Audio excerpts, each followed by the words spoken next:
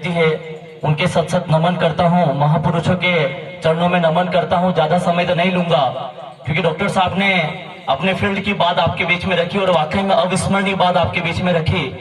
वकील साहब ने अपनी बात को रखा और मैं आपके बीच में शिक्षा की बात रखना चाहूंगा। मुझे नहीं पता जितने भी आप सम्मेलन में जाते हैं क्या सोचते हैं, लेकिन मुझे इस बात का जरूर पता किसी जमाने में पानी पीने के मात्र से नहीं, आवाज मात्र से नहीं, सिर्फ परिचय मात्र से किसी व्यक्ति को अपवित्र घोषित कर दिया जाता था। उस व्यक्ति ने उस जमाने में शिक्षा ली और भारत के संविधान को बनाया वो बाबा साहब थे। इस शिक्षा का दम है जो आपको समझना पड़ेगा। जितने भी युवा साथी हैं, बड़े बुजुर्ग हैं, माता बहनें हैं, मुझे नहीं पता है कि आप शिक्षा को किस बात से तोलते हैं, क्योंकि बाबा साहब ने उस जमाने में चाहते तो प्राइवेट बिजनेस भी कर सकते थे, प्राइवेट नौकरी भी कर सकते थे। फिर उन्होंने क्यों सोचा कि मेरा दबा कुचला जो समाज है उसको यदि आगे लाना है तो शिक्षा ही वो एक हथियार है जिससे मेरे समाज में वृद्धि हो सकती है। तभी उन्होंने कहा कि शिक्षा बस शेरनी का दूध है जिसको जो पिएगा दौड़ेगा नहीं दहाड़ेगा। साथियों, जितने भी युवा साथी बैठे हैं, मुझे नहीं पता कि मेरा यहाँ आना सिर्फ भाषण देने के बराबर नहीं है। मैं अलग अलग मंचों पे जाता हूँ, बहुत सारे लोगों से मैं मिलता हूँ, युवा साथियों से मिलता हूँ। मुझे आज भी वो दर्द है कि जिस छोटी सी आंखों में बड़ा सपना देखने के बाद एक युवा साथी, हमारे जाडोल फ्लैश की बात करूं, चाहे मैं किसी भी उपखंड की बात करूं, टीएसपी एरिया का बच्चा उदयपुर आता है और जो आंखों में माँ पापा और मम्मी के जो सपने होते हैं वो सपनों को भूलकर फतेह सागर की पाल पर यदि वो केक काट कर बर्थडे मनाता है तो मुझे नहीं लगता कि युवा साथी समाज का कुछ अच्छा कर पाएगा। मैं जितने भी युवा साथियों को मैं समझाना चाह रहा हूँ, लास्ट 3 साल के इतिहास में उदयपुर शहर में जब मेरी पहली बार जब मैं किसी कोचिंग में गया था, पैसों की आर्थिक तंगी के कारण मुझे भी उस कोचिंग सेंटर में पढ़ने का मौका नहीं मिला, क्योंकि आप सभी को पता है यदि कोचिंग सेंटर के कोई मालिक होते हैं, कॉलेजों के कोई मालिक होते हैं या यूनिवर्सिटी के कोई मालिक होते हैं तो आप और हम नहीं होते हैं। हम सिर्फ फीस जमा करा के वहाँ पढ़ाई करते हैं। हो सकता है कितने बच्चों के छोटी सी आंखों में बड़ा सपना है शिक्षा को लेके, लेकिन छोटी मोटी आर्थिक तंगी से वो आगे नहीं बढ़ पाते हैं। मेरा भी एक सपना था, मैं भी एक आने वाले टाइम का एक IAS बनूं, लेकिन कुछ कारणों से मैं नहीं बन पाया। मैंने उस दिन सोचा कि बाबा साहब चाहते तो भारत के संविधान को छोड़िए अपने परिवार को बचाते, लेकिन उन्होंने सोचा कि मेरा परिवार सिर्फ मर रहा है कोई फर्क नहीं पड़ता है, लेकिन जहाँ मेरा समाज मर रहा है उससे बड़ा फर्क पड़ता है। उस जमाने में उस व्यक्ति ने सोचा था। मैं युवा साथियों को कहना चाहूंगा, जितने भी युवा साथी, बड़े बुजुर्ग, माता बहनें बैठी है, ये जो सम्मेलन है ये क्रांति का विषय है। मुझे नहीं पता जितने भी लोगों को आप देखते हैं, मुझे नहीं पता वो क्या खाते थे, क्या पीते थे, क्या पहनते थे, लेकिन उनके विचार इतने प्रबल थे। आज विचारों को हम पढ़ते हैं, सुनते हैं तो हर एक व्यक्ति अपने आप को विजय सिंह मुंडा और सावित्रीबाई फुले जैसे अपने आप को आदर्श मानते हैं। जितने भी युवा साथी हैं, मुझे इस बात का गौरवान्वित महसूस होता है। उदयपुर शहर में जब मैंने पहली बार कंपटीशन को लेकर कोचिंग शुरू की, मुझे नहीं पता लोगों ने क्या सोचा, क्या कमेंट्स किए, लेकिन मुझे एक बात पता थी कि आज मेरी आंखों में सपने देखो, कल तुम्हें हाथों में रिजल्ट देके जाऊंगा। और आप सभी के विश्वास से 7,500 छोड़िए 17,500 बच्चों को मैंने कंपटीशन की फ्री कोचिंग करवाई। लगभग 17,500 में से 12,500 बच्चे हमारे आदिवासी समाज के थे। मुझे गौरवान्वित महसूस होता है उनमें से कितने हजारों संख्या में बच्चों ने ये आंखों में मेरे को सपना दिखाया कि राहुल सर आज आप हमें गंगू कुंड के गार्डन में पढ़ाइए। आज छत नहीं होगी कोई बात नहीं, क्योंकि हम जिस क्षेत्र से आते हैं, जिस समाज से आते हैं, जिस वर्ग से आते हैं, मुझे नहीं पता आप क्या सोचते हैं, लेकिन वहां पर भी जरूरी नहीं कि वहां पर छत है। आज आप हमें पढ़ाइए, शिक्षा में आगे बढ़ाइए, हम आपको आज रिजल्ट देके जाएंगे। और लगभग राजस्थान पुलिस कांस्टेबल में 147 बच्चों का राजस्थान पुलिस कांस्टेबल में सिलेक्शन हुआ। इस बात के लिए मैं गौरवान्वित महसूस करता हूँ। 147 में से 102 बच्चे जो जिस समाज से थे वो आदिवासी समाज से हैं। इस बात का इसलिए गौरवान्वित महसूस करता हूँ कि युवाओं की बात करें और युवाओं क्या उल्टा करें तो वायु बनती है, और वायु जिस दिशा में चलती है अच्छे अच्छे आंधी तूफान खड़ा कर देती है। ये आदिवासी समाज के हर युवाओं को समझना पड़ेगा, हमें शिक्षा को हथियार बनाना पड़ेगा। मुझे पता है कि यदि हमारी आंखें विधानसभा में है, यदि हमारी नजरें लोकसभा में है, लेकिन हमारे कदम शिक्षा पे चलने चाहिए। जिस दिन शिक्षा के ऊपर अपने आप को बढ़ा दिया, उस दिन विधानसभा भी आपका होगा, लोकसभा भी आपका होगा। मुझे नहीं पता कि मंच के माध्यम से बहुत सारे लोग ये सोचते हैं कि राहुल जी सिर्फ भाषण देने आए हैं, लेकिन जितने भी युवा साथी मुझे दिख रहे हैं, मैं आपको ये कहना चाहूंगा, अगली बार इस तरह का सम्मेलन हो तो यहाँ पर लोग इस मिट्टी से चूमते हुए, इस मिट्टी की कसम खाते हुए कहे कि अगली बार मैं इस मिट्टी पर तभी आऊंगा जब एक IAS बन के, एक RS बन के आऊंगा, बाकी नहीं आऊंगा। और जिस दिन IAS बनकर यहाँ पर आप संबोधित करोगे,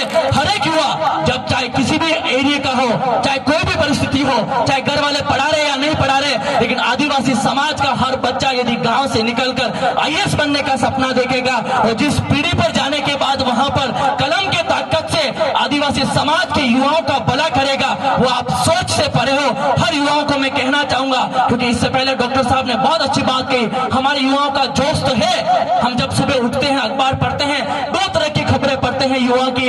एक जिसने रिवॉल्वर चलाई और सामने वालों को मार दिया, वो है आतंकवादी, और एक जिसने सीने पर रिवॉल्वर खाई और भारत के लिए शहीद हो गया, वो भी एक युवा है। हमें ये सोचना पड़ेगा, हमारा समाज का आदिवासी युवा किससे शिक्षा ले रहा है, किसको प्रेरणा मानता है। मुझे ऐसा लगता है मरने से बजाय समाज के लिए शहीद हो जाओ। जिस दिन शहीद हो जाओगे, समाज आपका आने वाले समय में जिस तरीके से हम बिरसा मुंडा को पूछते हैं, जिस तरह राणा पुंजा को पूछते हैं, आने वाले समय में आपने अपने समाज के लिए, शिक्षा के लिए, जागृति के लिए कुछ अच्छा करके दिखा दिया, तो आने वाले समय में मुझे इस बात का विश्वास हो जाएगा कि जाड़ों में जब कार्यक्रम होगा, राजस्थान के युवा और आदिवासी समाज के आएंगे और कहेंगे इसी माटी से हमें कसम खा के जाना है और अपने आदिवासी समाज को आगे बढ़ाना है। क्योंकि मुझे आज भी बात याद आती है, जब जब मैं कहीं सम्मेलन में जाता हूँ, मैं किसी राजनीतिक पार्टी को बिलोंग नहीं करता, लेकिन इस बात को लेकर मैं कहता हूँ, क्योंकि बाबा साहब की वो चार पंक्तियां मुझे आज भी दिल में दर्द करती है। फूलों की कहानी बहारों ने लिखी, रातों की कहानी सितारों ने लिखी, अब नहीं है आदिवासी समाज किसी का गुलाम, क्योंकि आदिवासी समाज के भविष्य की कहानी उनके महापुरुषों ने लिखी और वो महापुरुष थे। तब हम आदिवासी समाज के इतने युवा साथी, जितने बड़े बुजुर्ग माता बहने यहाँ बैठकर समाज के नाम पर हम इकट्ठे हुए हैं, जितने भी युवा साथी हैं, मैं चाहता हूँ आप बहुत अच्छा कार्य कर रहे हैं। अलग अलग क्षेत्रों में, शिक्षा के क्षेत्र की बात करूं, चाहे अलग अलग क्षेत्रों में मैं अपने रोजगार की मैं बात करूं, जो लोग आगे नहीं बढ़ पा रहे हैं, चाहे मैं सामाजिक सेवा की बात करूं, मैं चाहे चिकित्सा क्षेत्र की बात करूं, चाहे मैं वकालत की बात करूं, सब युवा साथी अच्छा कर रहे हैं। लेकिन युवाओं को इससे ज्यादा बढ़ के जरूरत है, तो आज उस चीज की, उसका नाम है मोटिवेशन। आज मैं जहां पर भी जाता हूं, युवाओं से बात करता हूं, क्योंकि आप मान के चलिए 17,500 युवाओं को यदि फ्री की कोचिंग मिली है, उसमें से मुझे इस बात का गौरवान्वित महसूस करता हूं 12,500 आदिवासी भाई बंधु थे। तो मैंने आदिवासी भाई बंधु के जीन में उनके दर्द को समझा है। जब छोटी सी आंखों में बड़ा सपना देखने के बाद एक गांव से बच्चा उदयपुर शहर जाता है, जब बिगड़ कर वापस गांव में आता है, तो उसकी वजह से 100 लड़के और लड़कियों को नहीं पढ़ाते ये बता के कि फलाना जी के बच्चे के साथ ये हुआ है। और दूसरा एक बच्चा जिसके घर पे कहलू नहीं है, छत नहीं है, तरपाल भी नहीं है, सुबह पिताजी मजदूरी करने जाते हैं, शाम को 2 टाइम का खाना नसीब नहीं होता है, और उसका बच्चा छोटी सी आंखों में बड़ा सपना देखने के बाद सिटी जाता है और आंखों में सपना सजो के रखता है, चाहे वो जोमेटो पे नौकरी करता हो, स्विगी पे नौकरी करता हो, पार्ट टाइम नौकरी करके अपने कमजोरी को कमजोरी नहीं समझता हो, अपने अंदर की गरीबी को गरीब नहीं समझता हो, और 3 साल बाद सारी परिस्थितियों को गुलाम करके, उनको कमजोरी को गुलाम बनाकर जब आईएएस और आरएस उस गांव में बन के लौटता है, तो उसके ही समाज के नहीं, सारे समाज के चौराहे पे जाके उसका स्वागत करते हैं और कहेंगे ये आदिवासी समाज का युवा आदर्श नहीं है, कि हर समाज के युवा का आदर्श है। ऐसा हमें युवा साथियों को बनना पड़ेगा। जब तक आप नहीं बनेंगे, क्योंकि इस दुनिया में चमत्कार को नमस्कार किया जाता है। यदि शाम का समय की बात होती है, तो कोई भी इंसान इधर देख रहा होता चंद्रमा की तरफ, लेकिन आज सूर्य की तरफ देखोगे तो आप उससे आंखें भी नहीं मिला पाओगे, क्योंकि सूर्य इतना तेज होता है, इतना ओजस्वी होता है। और मैं अनुमान करता हूँ जितने भी आदिवासी युवा साथी हैं, हमें भी सूर्य जैसा तेज तपना पड़ेगा। और जिस दिन तप के कोई भी इंसान आपके आंखों के सामने छोड़िए, आपके इधर छोड़िए, आपके गिरबान पर भी नजर उठा के देख ले, तो नाम बदल लेना, क्योंकि सूर्य एक ऐसा चीज है जो सामने देखने से पहले सामने वाले की आंखें बंद करता है। जितने भी युवा साथी हैं, मुझे यहाँ बुलाया, मेरा सिर्फ एक ही मैसेज है, क्योंकि शिक्षा को आपने हथियार बना लिया। क्योंकि किसी जमाने में लोग कहते हैं कि बाबा साहब ने संविधान लिखा, लोग कहते हैं जयपाल सिंह जी मुंडा उसके सदस्य थे, लेकिन मैं आपसे पूछता हूँ ऐसा क्या कारण हुआ कि उस जमाने में बाबा साहब को संविधान लिखने का मौका दिया? इसलिए नहीं दिया कि वो इस पिछड़े वर्ग से आते थे, इसलिए नहीं दिया कि इसी जाति से किसी व्यक्ति को लेना था, इसलिए दिया कि जब संविधान निर्माण की जब बात आई और देखा गया सबसे पढ़ा लिखा इंसान कौन है, और उस जमाने में बाबा साहब से पढ़ा लिखा इंसान कोई नहीं था, इसलिए भारत के संविधान को लिखने का मौका दिया। आप सोच लो, उस जमाने में बाबा साहब नहीं पढ़े होते तो शायद भारत के संविधान के निर्माता हम अपने आप को ये नहीं कह पाते कि हमारे बाप ने संविधान लिखा है। हम इस गर्व से कह पाते हैं हमारे बाप ने संविधान लिखा है, तो संविधान पर चलकर कुछ अच्छा कर लो, मुझे नहीं पता जाडोल के क्षेत्र में लोग कितने मोटिवेट होते हैं, लेकिन अगली बार कभी युवाओं का मोटिवेशन सेमिनार रखिएगा। मैं आपको 3 साल देता हूं, 3 साल में वो बच्चा कुछ करे या नहीं करे, आने वाले जमाने में समाज को एक नई दिशा दे देगा। क्योंकि इस बात का मुझे दुख होता है, आदिवासी समाज के युवाओं से मैं जब बात करता हूं तो आदिवासी समाज के युवा कहते हैं तो हम गरीब घर से पैदा हुए हैं। मैं आपको कहता हूं, गरीब घर से पैदा हो ये हमारी गलती नहीं है, लेकिन उसी गरीब घर में रह के हमारे माता पिता मर गए तो ये सबसे बड़ी हमारी गलती है। हमें ठानना पड़ेगा, हम गरीब घर में हुए कोई बात नहीं, लेकिन माता पिता जब मरे, मेरे महल में रह के मरे, तब जाके हमारे समाज का सर्वांगीण विकास होगा।